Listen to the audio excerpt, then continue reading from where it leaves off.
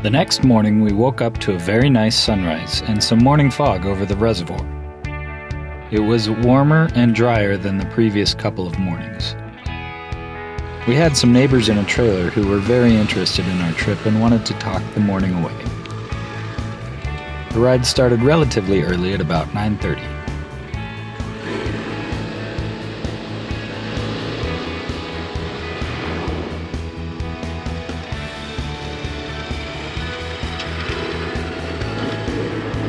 The climb out of the reservoir was fun and fast. I got some more practice with cornering on slick gravel.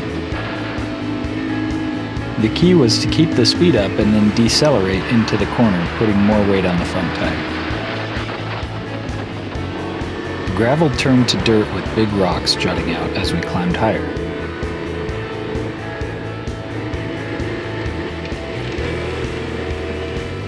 There was a beautiful corridor of trees with every color of leaf. At the end of it, we turned up a steep corner and there was Blue Heaven Cabin.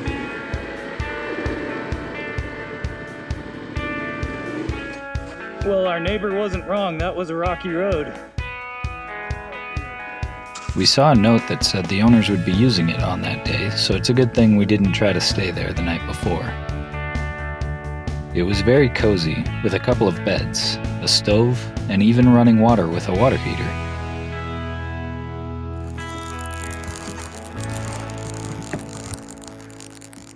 Nice back porch. The creek over there. Next, we pushed on to Avery. The trail stayed rocky for a while, but eventually flattened out, and our pace picked up again.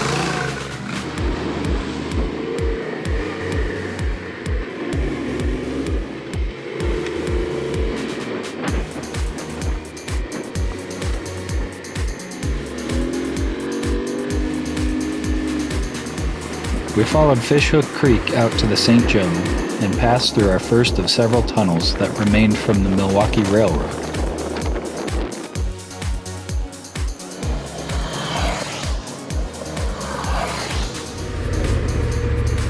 We had lunch in Avery and checked out one of the old rail cars.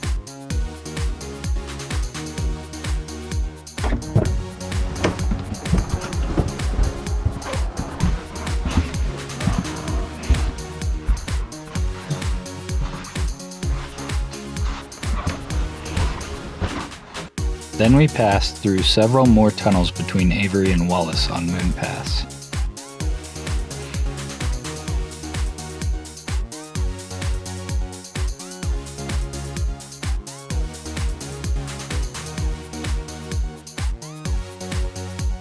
We stopped for a cup of coffee and to plan out our destination for the night when we reached Wallace. I tried to get us a yurt at Gold Creek Lodge, but they closed that day for the season. The next best option, since we wanted to get more distance, was to camp alongside the Coeur d'Alene River. The roads were freshly graded and very soft, which made it difficult to traverse. We made it over the saddle and dropped down the Coeur d'Alene River.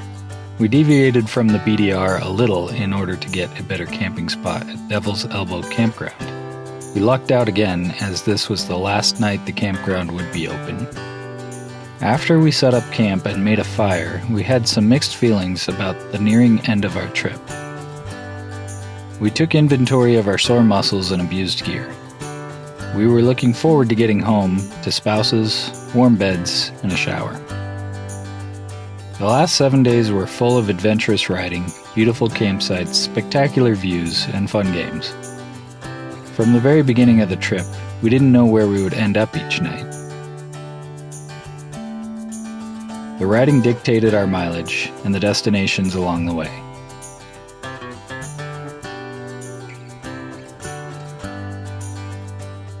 Each day we faced setbacks, but every single night felt like a victory, which we celebrated with whiskey and beer. Then we'd wake up and do it all again.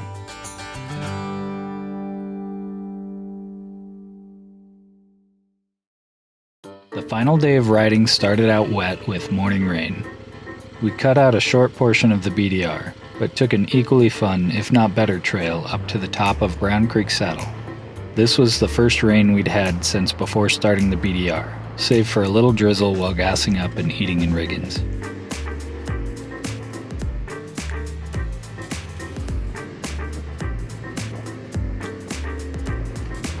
The corners were grippy, and the tread was mostly flat with the occasional rock to avoid. We had some fun popping wheelies on the water bars, and I even saw Keith go airborne a couple times.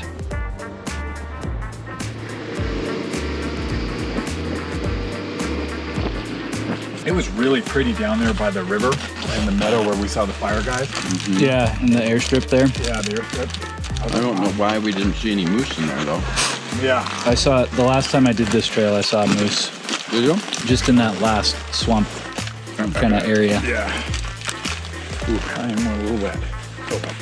The final stretch to the Canadian border was a scenic tour of my home in the panhandle of Idaho. It felt more like a victory lap, with very little off-road, which was just fine by me.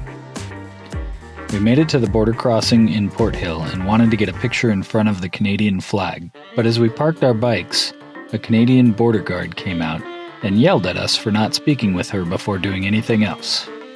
Did you go to Canada? Well, yeah, I guess technically, I was. They said, Yeah. go home. If you're not coming in, get out of here. He laughed and told us to get out of there, probably fearing more paperwork. It was hard to believe the trip was over. It was even harder to believe that the trip had started 8 days prior in Nevada. We experienced so much each day, there was no way to remember it all.